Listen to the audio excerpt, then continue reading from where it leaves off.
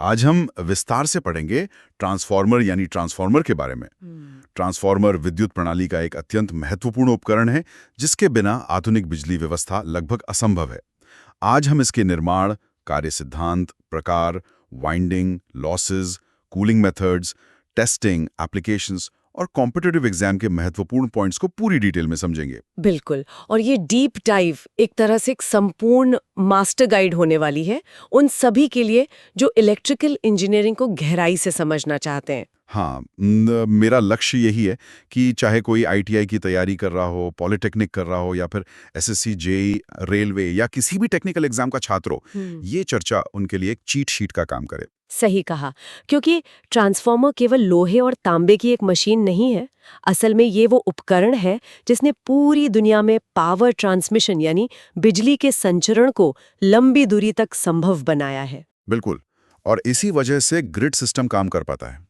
तो सबसे पहले इसके बेसिक डेफिनेशन से शुरू करते हैं। किताबी भाषा में कहें तो ट्रांसफॉर्मर एक स्टैटिक उपकरण है, मतलब पूरी तरह से स्थिर उपकरण है जो बिना फ्रीक्वेंसी बदले पावर को एक सर्किट से दूसरे सर्किट में ट्रांसफर करता है। एकदम सटीक। स्टैटिक का मतलब ही यही है कि इसमें मोटर या जनरेटर की तरह कोई भी रोटेटिंग या घूमने वाला हिस्सा नहीं होता। लेकिन मशीन के अंदर झांकने से पहले एक बहुत ही बुनियादी सवाल है जो अक्सर एग्जाम्स में फंसाता है। ट्रांसफॉर्मर केवल एसी यानी ऑल्टरनेटिंग करंट पर ही क्यों काम करता है? डीसी यानी डायरेक्ट करंट पर क्यों नहीं? ये इलेक्ट्रिकल सिस्टम का सबसे जरूरी नियम है। अगर ट्रांसफॉर्मर को डीसी सप्लाई दे दी जाए तो वो काम नहीं करेगा, बल्कि उसकी प्राइमरी वाइंडिंग यानी प्राथमिक कुंडली तुरंत जल जाएगी। अच्छा, मतलब अगर कोई इसे घर की इन्वर्टर बैटरी से जोड़ दे जो कि शुद्ध डीसी है तो वाइंडिंग सीधे जल जाएगी, ऐसा क्यों? हाँ, बिल्कुल जल जाएगी। इसका कारण ये है कि ट्रांसफॉर्मर इलेक्ट्रोमैग्नेटिक इंडक्शन यानी विद्युत चुंबकीय प्रेरण के सिद्धांत पर काम करता है, और फैराडेज लॉ के अनुसार इंडक्शन के लिए मैग्नेटिक फील्ड में लगातार बदलाव होना जरूरी है। समझ गया। और चूंकि एसी सप्लाई समय के साथ लगातार बदलती है तो वह एक बदलता हुआ मैग्नेटिक फील्ड यानी मैग्नेटिक फ्लक्स बनाती है। बिल्कुल।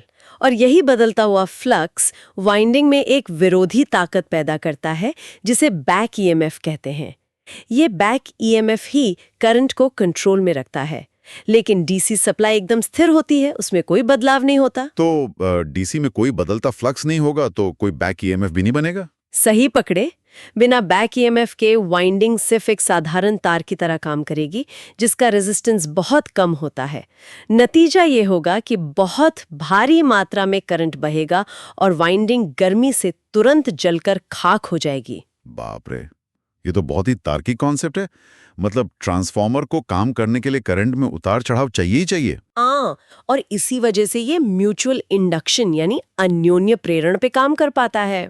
अगर मैं इसे एक आसान उदाहरण से समझाऊं तो क्या ये बिल्कुल एक वायरलेस फोन चार्जर की तरह, जहां चार्जर और फोन के बीच कोई सीधा तार नहीं जुड़ा होता लेकिन मैग्नेटिक फ्लक्स के माध्यम से बना छुए बिजली ट्रांसफर हो जाती है? ये बहुत ही शानदार एनालॉजी है। ट्रांसफॉर्मर की प्राइमरी वाइंडिंग और सेकेंडरी वाइंडिंग के बीच भी कोई इलेक्ट्रिकल कनेक्शन नहीं होता। प्राइमरी वाइंडिंग बदलता हुआ फ्लक्स बनाती है और वो फ्लक्स हवा या कोर के जरिए सेकेंडरी वाइंडिंग को काटता है जिससे उसमें बिजली पैदा हो जाती है। तो जब बिजली हवा में यानी फ्लक्स के रूप में बह रही है तो उसे सही दिशा में ले जाने के लिए एक रास्ता चाहिए होगा ना? बिल्कुल, और फ्लक्स के बहने का वही रास्ता ट्रांसफॉर्मर का कोर बनाता है। अब संरचना यानी कंस्ट्रक्शन की बात करें तो अगर हमें कोर ही बनाना है तो हम सीधे एक लोहे का ठोस चौकोर ब्लॉक क्यों नहीं ले लेते? वो तो ज्यादा मजबूत होगा। अगर हम ठोस लोहे का कोर इस्तेमाल करेंगे तो बहुत बड़ी मुसीबत हो जाएगी। जब उस ठोस लोहे से बदलता हुआ शक्तिशाली मैग्नेटिक फ्लक्स गुजरेगा तो वो लोहे के अंदर ही छोटे छोटे करंट के भंवर पैदा कर देगा। अच्छा, मतलब आप एडी करंट लॉस यानी भंवर धारा हानि की बात कर रहे हैं? हाँ, ये भंवर धाराएं कोर के अंदर बहुत ज्यादा गर्मी पैदा करेंगी और हमारी सारी ऊर्जा नष्ट हो जाएगी। इसलिए हम कोर को ठोस लोहे से नहीं बनाते, बल्कि CRGO यानी cold rolled grain oriented silicon steel का उपयोग करते हैं। हाँ, और मैंने पढ़ा है कि ये ठोस नहीं होती बल्कि पतली पतली पत्तियों या लैमिनेटेड कोर के रूप में होती हैं। इन पत्तियों की मोटाई भी एग्जाम्स में बहुत पूछी जाती है, लगभग 0.25 mm से 0.5 mm के बीच, है ना? एकदम सही। पत्तियों को पतला रखने और उन पर इंसुलेशन लगाने से एडी करंट को गोल घूमने का रास्ता ही नहीं मिलता। कमाल की इंजीनियरिंग है।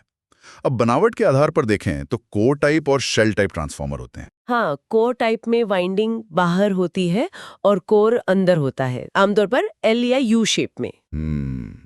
और शेल टाइप में वाइंडिंग कोर के अंदर सैंडविच की तरह सुरक्षित रहती है, जैसे ई या आई शेप की पत्तियों के बीच। बिल्कुल। एक बेरी टाइप ट्रांसफार्मर भी होता है जिसका डिजाइन एक पहिए की तीलियों जैसा होता है। इसमें कूलिंग के लिए बहुत सारे रास्ते होते हैं, इसलिए ये भारी लोड पर भी ठंडा रहता है। कूलिंग पर हम आगे विस्तार से बात करेंगे, लेकिन पहले वाइंडिंग्स को थोड़ा और समझते हैं। कॉपर और एल्यूमिनियम वाइंडिंग तो होती नहीं है, लेकिन हाई वोल्टेज यानी एचवी और लो वोल्टेज यानी एलवी वाइंडिंग की प्लेसमेंट का एक खास नियम है। हाँ, एलवी वाइंडिंग को हमेशा कोर के सबसे करीब रखा जाता है। क्या आप इसका लॉजिक बता सकते हैं? जहां तक मैं समझता हूं, ये इंसुलेशन का खर्च बचाने के लिए है। कोर जमीन से अर्थ किया हुआ होता है।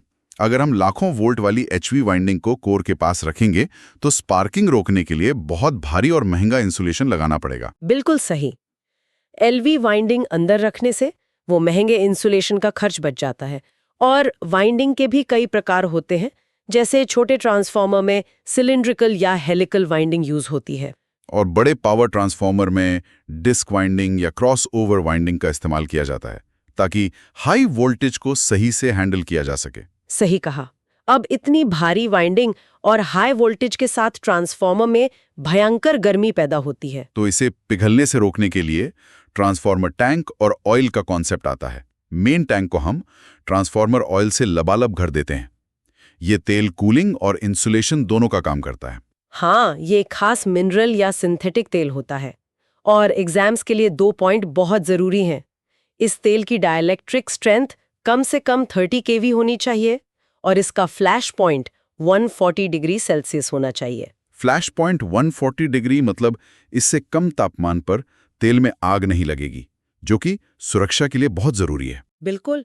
अब जब ट्रांसफार्मर लोड पर चलता है तो तेल गर्म होकर फैलता है। तो लोहे का टैंक तो फट जाएगा ना अगर तेल फैलेगा तो। इसीलिए मेन टैंक के ठीक ऊपर एक छोटा सा टैंक लगा होता है जिसे कंजर्वेटर टैंक कहते हैं। ये आधा खाली रहता है। जब तेल फैलता है तो वो इस खाली जगह में आ जाता है। और जब लोड कम होता है, तेल ठंडा होकर सिकुड़ता है, तो वो वापस मेन टैंक में जाता है। इस प्रक्रिया को ट्रांसफार्मर का सांस लेना या ब्रीदिंग कहते हैं। सही कहा? एकदम सही। लेकिन जब वो सांस अंदर लेता है तो बाहर की हवा के साथ नमी यानी मॉइस्चर भी तेल में जा सकती है, जो तेल के इंसुलेशन को खराब कर देगी। तो इसी नमी को रोकने के लिए ब्रीदर का इस्तेमाल होता है, जिसके अंदर सिलिका जेल भरा होता है। हाँ, सिलिका जेल बहुत ही बेहतरीन चीज है। सूखा सिलिका जेल नीले यानी ब्लू रंग का होता है। और जब ये हवा से नमी सोख लेता है तो इसका रंग बदलकर गुलाबी या बैंगनी यानी पिंक या पर्पल हो जाता है। ये ऑपरेटर के लिए एक सीधा विजुअल अलार्म है कि अब सिलिका जेल को बदलने का वक्त आ गया है। बिल्कुल। अब सुरक्षा की बात चल ही रही है तो सबसे महत्वपूर्ण डिवाइस को कैसे भूल सकते हैं? बुकहोल्स रिले। हाँ, बुकहोल्स रिले। ये हमेशा कंजर्वेटर और मेन टैंक के बीच वाले पाइप में लगा होता है, और वो भी एकदम सीधा नहीं बल्कि 9-6.5 डिग्री के कोण पर। सही। यह एक गैस संचालित यानी गैस ऑपरेटेड रिले है और ध्यान रहे ये सिर्फ 500 केवी से बड़े ट्रांसफार्मर में ही लगता है। अच्छा, तो 9.5 डिग्री का कोण क्यों? क्योंकि जब अंदर कोई शॉर्ट सर्किट होता है तो तेल जलकर गैस बनाता है। गैस हमेशा ऊपर उठती है या हल्का सा ढलान उन गैस के बुलबुलों को सीधे रिले के चेंबर में धकेलता है, जिससे अलार्म बज जाता है या सर्किट ट्रिप हो जाता है। बहुत ही स्मार्ट डिजाइन है। लेकिन अगर अचानक से बहुत बड़ा फॉल्ट हो जाए और गैस को रिले तक जाने का समय न मिले, तब तो प्रेशर से ट्रांसफार्मर फट सकता है। उस भयंकर स्थिति से बचने के लिए एक्सप्लोजन वेंट होता है। मतलब एक तरह का प्रेशर कुकर का सेफ्टी वॉल्व। बिल्कुल वही। ये एक पाइप होता है जिसके सिरे पर कमजोर शीट लगी होती है। जब प्रेशर लिमिट से बाहर होता है तो टैंक फटने के बजाय ये शीट फट जाती है और तेल बाहर निकल जाता है। मशीन तो बच जाती है कम से कम। इसके अलावा कूलिंग के लिए रेडिएटर और कूलिंग ट्यूब्स भी लगे होते हैं जो तेल को घुमाकर ठंडा करते हैं। हाँ, और वोल्टेज को थोड़ा बहुत एडजस्ट करने के लिए टैप चेंजर का यूज होता है। ये 2 तरह के होते हैं, ऑफ-लोड टैप चेंजर, जिसमें सप्लाई बंद करके टैप बदलना पड़ता है, और ऑन-लोड टैप चेंजर, जो बिना सप्लाई काटे वोल्टेज एडजस्ट कर सकता है। और तारों को सुरक्षित अंदर ले जाने के लिए ट्रांसफार्मर बुशिंग्स का इस्तेमाल होता है, जो चीनी मिट्टी यानी पोर्सिलिन की बनी होती हैं। बिल्कुल। अब चलिए संरचना से बाहर निकलकर इसके प्रकार और एप्लीकेशंस पर बात करते हैं। तो बेसिक लेवल पर स्टेप अप और स्टेप डाउन ट्रांसफार्मर होते हैं। स्टेप अप वोल्टेज बढ़ाता है और करंट घटाता है, जबकि स्टेप डाउन वोल्टेज घटाता है और करंट बढ़ाता है। और पावर हमेशा कांस्टेंट रहती है। इसी आधार पर हम इन्हें पावर ट्रांसफार्मर और डिस्ट्रीब्यूशन ट्रांसफार्मर में बांटते हैं। पावर ट्रांसफार्मर वो होते हैं जो जनरेटिंग स्टेशन या बड़े सबस्टेशन पर लगते हैं, जिनकी क्षमता 500 kVA से ऊपर होती है। हाँ, और ये हमेशा लगभग 100% लोड पर काम करने के लिए डिजाइन होते हैं। इसलिए इनकी एफिशिएंसी 96 से 99% तक होती है। लेकिन जो डिस्ट्रीब्यूशन ट्रांसफार्मर हमारे मोहल्ले के खंभों पर लगे होते हैं, उनका लोड तो पूरे दिन बदलता रहता है। बिल्कुल, रात में ज्यादा लोड, दोपहर में कम। इसीलिए इनकी ऑल डे एफिशिएंसी डिजाइन की जाती है, जो लगभग 50% के आसपास सबसे बेहतरीन परफॉर्मेंस देती है। और मोहल्ले वाले इन ट्रांसफार्मर्स में एक और खास बात होती है, इनका कनेक्शन हमेशा डेल्टा स्टार होता है। सही कहा, ताकि स्टार कनेक्शन से हमें एक न्यूट्रल तार मिल सके, जो घरों की सिंगल फेज 220 वोल्ट सप्लाई के लिए बहुत जरूरी है। अब मापन या मेजरमेंट की बात करते हैं, जहां इंस्ट्रूमेंट ट्रांसफार्मर्स का काम आता है, जैसे करंट ट्रांसफार्मर यानी सीटी और पोटेंशियल ट्रांसफार्मर यानी पीटी। सीटी असल में एक स्टेप अप ट्रांसफार्मर है, जो करंट को नापने के लिए इस्तेमाल होता है, जैसे 1000 एम्पेयर को 5 एम्पेयर में बदलना। इसका रेशियो 1:5 होता है। और पीटी एक स्टेप डाउन ट्रांसफार्मर है, जो हाई वोल्टेज नापता है। यहाँ एक बहुत ही जरूरी सेफ्टी कॉन्सेप्ट है। सीटीटी सेकेंडरी वाइंडिंग को कभी भी खुला यानी ओपन सर्किट क्यों नहीं छोड़ना चाहिए? ये बहुत ही खतरनाक हो सकता है। अगर सीटी की सेकेंडरी वाइंडिंग खुली रह गई, तो प्राइमरी का सारा भारी करंट कोर को पूरी तरह से मैग्नेटाइज कर देगा। मतलब सेकेंडरी में कोई विरोधी फ्लक्स नहीं बचेगा? बिल्कुल नहीं बचेगा। और इसका नतीजा ये होगा कि सेकेंडरी के खुले सिरों पर अचानक से हजारों वोल्ट का हाई वोल्टेज पैदा होगा। इससे इतना भयानक ब्लास्ट हो सकता है कि वहां काम करने वाले की जान जा सकती है। ये तो सच में बहुत डरावना है। चलिए अब बात करते हैं ऑटो ट्रांसफार्मर की। इसमें तो केवल एक ही वाइंडिंग होती है ना? हाँ, एक ही वाइंडिंग प्राइमरी और सेकेंडरी दोनों का काम करती है। ये तांबे की बहुत बचत करता है। और एक और बड़ा दिलचस्प ट्रांसफार्मर है आइसोलेशन ट्रांसफार्मर। इसका टर्न्स रेशियो 1.1 होता है। हाँ, मतलब जितना इनपुट वोल्टेज उतना ही आउटपुट वोल्टेज। तो जब वोल्टेज बदल ही नहीं रहा, तो इस आइसोलेशन ट्रांसफार्मर का फायदा ही क्या है? इसका मुख्य काम वोल्टेज बदलना नहीं, बल्कि इलेक्ट्रिकल आइसोलेशन देना और बिजली के झटके से बचाना है। अच्छा, शॉक प्रिवेंशन के लिए। हाँ, चूंकि प्राइमरी और सेकेंडरी के बीच कोई सीधा तार नहीं जुड़ा होता, अगर आउटपुट साइड में कोई इंसान लाइव तार छू ले, तो करंट वापस जमीन या मेन सप्लाई की तरफ लूप पूरा नहीं कर पाता, जिससे वो झटके से बच जाता है। बहुत खूब। ये तो मेडिकल उपकरणों के लिए एकदम सही है। अब हम आते हैं सबसे कैलकुलेटिव हिस्से पर, टेस्टिंग लॉसेस और मैथमेटिकल फॉर्मूलाज। बिल्कुल, ट्रांसफार्मर की परफॉर्मेंस नापना बहुत जरूरी है। एक सवाल जो लगभग हर इंटरव्यू में पूछा जाता है, ट्रांसफार्मर की रेटिंग केवीए में होती है, मोटर की तरह किलोवाट यानी किलोडब्ल्यू में क्यों नहीं होती? ये बहुत ही क्लासिक सवाल है। इसे समझने के लिए हम बियर के ग्लास की एनालॉजी ले सकते हैं। ग्लास की पूरी क्षमता यानी टोटल कैपेसिटी केवीए है। जो लिक्विड है, जो असली काम की पावर है, वो किलोडब्ल्यू है। और ऊपर जो झाग है, जो कोई काम का नहीं, वो वेस्ट पावर यानी केवीएआर है। बहुत ही सटीक एनालॉजी है। ट्रांसफार्मर बनाने वाली कंपनी को नहीं पता कि आप आगे कौन सा लोड लगाएंगे। हीटर लगाएंगे जिसका पावर फैक्टर 1 होता है, या मोटर लगाएंगे जिसका पावर फैक्टर कम होता है। मतलब पावर फैक्टर या कॉस-फाई ट्रांसफार्मर के बाहर की चीज है। इसीलिए फॉर्मूला बनता है KW = KVA cos-phi। कंपनी सिर्फ टोटल क्षमता यानी KVA बता सकती है। एकदम सही। अब अगर हम आइडियल ट्रांसफार्मर की बात करें, तो वो 100% एफिशिएंट होता है, पर प्रैक्टिकल ट्रांसफार्मर में हानियां यानी लॉसेस होती हैं। मुख्य रूप से 2 लॉसेस होते हैं। पहला आयरन लॉस, जिसे कोर लॉस भी कहते हैं। इसमें हिस्टेरेसिस लॉस और एडी करंट लॉस आते हैं। और चूंकि सप्लाई वोल्टेज स्थिर रहता है, तो मैग्नेटिक फ्लक्स भी स्थिर रहता है। इसीलिए आयरन लॉस हमेशा कांस्टेंट होता है, चाहे लोड कुछ भी हो। और दूसरा है कॉपर लॉस, जो वाइंडिंग में होता है, I2R लॉस। हाँ, ये पूरी तरह से लोड पर निर्भर करता है। लोड बढ़ेगा तो करंट बढ़ेगा और कॉपर लॉस भी बढ़ेगा। इसमें लीकेज फ्लक्स लॉस और स्ट्रे लॉस भी छोटे पैमाने पर होते हैं, लेकिन एक लॉस बिल्कुल नहीं होता, फ्रिक्शन लॉस, क्योंकि ये एक स्टैटिक डिवाइस है, इसमें कुछ घूमता ही नहीं। बिल्कुल। अब इन हानियों को नापने के लिए टेस्टिंग की जाती है। आयरन लॉस नापने के लिए ओपन सर्किट टेस्ट होता है ना? हाँ, इसमें सेकेंडरी को खुला रखते हैं और सप्लाई एलवी साइड से देते हैं, और कॉपर लॉस निकालने के लिए शॉर्ट सर्किट टेस्ट करते हैं, जिसमें एलवी वाइंडिंग को शॉर्ट करके एचवी साइड से सप्लाई देते हैं। और इन दोनों के अलावा पोलैरिटी टेस्ट होता है कनेक्शन सही करने के लिए। लेकिन सम्पनर्स टेस्ट का कॉन्सेप्ट मुझे बहुत कमाल लगता है। सम्पनर्स टेस्ट सच में बहुत स्मार्ट तरीका है। मतलब अगर 100 MVA का बड़ा ट्रांसफार्मर है तो उसे फुल लोड पर चेक करने के लिए हम शहर की आधी बिजली तो बर्बाद नहीं कर सकते। इसी वजह से सम्पनर्स टेस्ट में 2 बिल्कुल एक जैसे ट्रांसफार्मर लेते हैं और उन्हें बैक टू बैक जोड़ देते हैं। अच्छा, जिससे वो एक दूसरे को पावर देते हैं। हाँ, मशीन पर 100% लोड आ जाता है, हम उसका तापमान और मैक्सिमम एफिशिएंसी चेक कर लेते हैं, लेकिन ग्रिड से सिर्फ उतनी ही बिजली खर्च होती है जितनी उन दोनों की हानियां हैं। और मैक्सिमम एफिशिएंसी कंडीशन की बात करें तो ये तब मिलती है जब कांस्टेंट लॉस यानी आयरन लॉस वेरिएबल लॉस यानी कॉपर लॉस के बिल्कुल बराबर हो जाता है। एकदम सही। और गणितीय सूत्रों में सबसे जरूरी है ईएमएफ इक्वेशन। हाँ, E = 4.44 FNA/B पीक। ये फॉर्मूला बताता है कि वोल्टेज, फ्रीक्वेंसी, टर्न्स और कोर के क्षेत्रफल पर निर्भर करता है। इसके साथ ही टर्न्स रेशियो, वोल्टेज रेशियो और करंट रेशियो के फॉर्मूले भी ट्रांसफार्मर के डिजाइन का आधार है।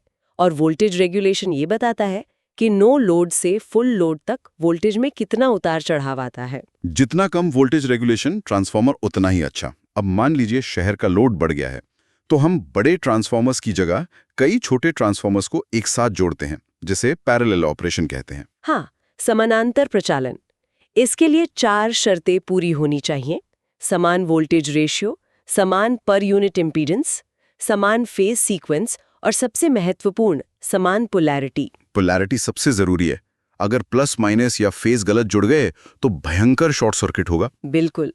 अब 3 फेज ट्रांसफार्मर के कनेक्शंस की बात करें तो star star, delta delta, star delta और डेल्टा स्टार तो होते ही हैं, लेकिन कुछ स्पेशल कनेक्शन भी होते हैं। जैसे वीवी कनेक्शन, जिसे ओपन डेल्टा कहते हैं। हाँ, मान लीजिए डेल्टा डेल्टा में जुड़े 3 ट्रांसफार्मर्स में से एक जल जाए, तो हम बचे हुए 2 ट्रांसफार्मर्स को वी शेप में जोड़कर सिस्टम चालू रख सकते हैं। हालांकि क्षमता घट के 57.7% रह जाती है।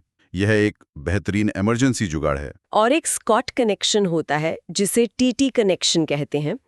ये 3 फेज को 2 फेज में बदलता है 90 डिग्री विस्थापन के साथ। इसका इस्तेमाल खास तरह की इलेक्ट्रिक भट्टियों या रेलवे सिस्टम में होता है। रेलवे सिस्टम से याद आया, ये भारी भरकम मशीनें बहुत गर्मी पैदा करती हैं, तो कूलिंग मेथड्स क्या-क्या हैं?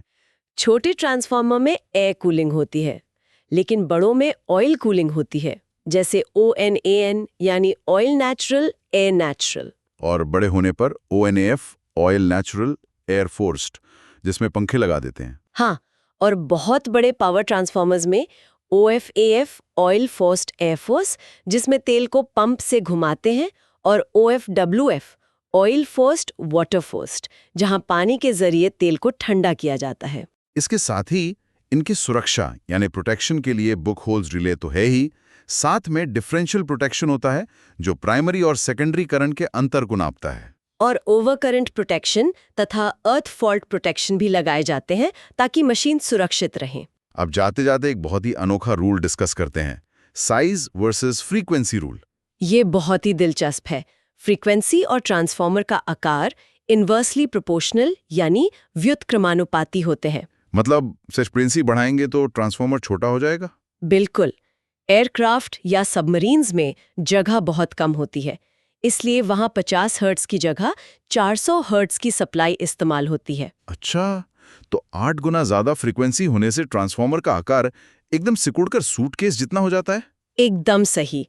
ट्रांसफार्मर के फायदे तो अनगिनत है, पावर ट्रांसमिशन से लेकर मोबाइल चार्जर, सबस्टेशंस, इंडस्ट्रीज और इलेक्ट्रॉनिक्स तक। बस इसका एक ही नुकसान है कि ये डीसी पर काम नहीं कर सकता। बिल्कुल, और ये सारे पॉइंट्स कॉम्पिटिटिव एग्जाम्स के लिए बहुत महत्वपूर्ण वन लाइनर्स हैं। तो आज की इस चर्चा में हमने निर्माण से लेके टेस्टिंग तक ट्रांसफार्मर का पूरा ऑपरेशन समझ लिया। हाँ, ये वाकई इलेक्ट्रिकल सिस्टम का दिल है। लेकिन श्रोताओं के लिए एक अंतिम विचार है जिस पर जरा सोचने वाली बात है। आज हमने देखा कि ट्रांसफार्मर पूरी तरह से एसी सप्लाई और बदलती हुई मैग्नेटिक फील्ड पर निर्भर है। हाँ, बिल्कुल। लेकिन आज की दुनिया सोलर पावर और बैटरी स्टोरेज की ओर तेजी से बढ़ रही है, जो शुद्ध रूप से डीसी पैदा करते हैं। तो क्या भविष्य में हमारा पारंपरिक एसी ट्रांसफार्मर पुराना पड़ जाएगा? ये एक बहुत बड़ा सवाल है। क्या सॉलिड स्टेट इलेक्ट्रॉनिक्स के जरिए भविष्य के ग्रिड के लिए कोई नया डीसी ट्रांसफार्मर विकसित होगा, जो बिना मैग्नेटिक फील्ड के ही डीसी वोल्टेज को कम ज्यादा कर सकेगा? इस बारे में विचार जरूर कीजिएगा।